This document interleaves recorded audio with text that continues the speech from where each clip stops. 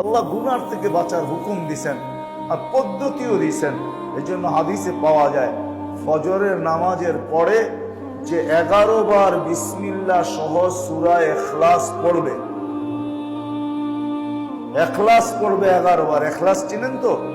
কুল হুয়াল্লাহু আহাদ যে পড়বে, তো হাদিসের শব্দ হলো ওই দিন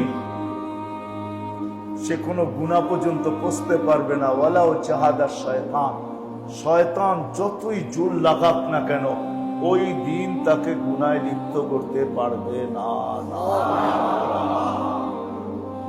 ডেলি ফজরের পরে, ডেলি ফজরের পরে কতবার? কি মনে থাকবে?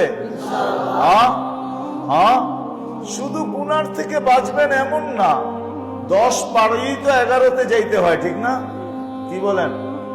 10 পারে যাইতে হয় না 11তে? না 10-এর আগেই 11? 10 পারে যাইতে হয়, ঠিক না? 10 বার যে সময় কমপ্লিট হবে জান্নাতে একটা বাড়িও কমপ্লিট হবে। গুনার থেকে বাঁচবেন না, জান্নাতে একটা বাড়িও কি কমপ্লিট হবে। আল্লাহ গুনার থেকে বাঁচানোর হুকুম দিছেন।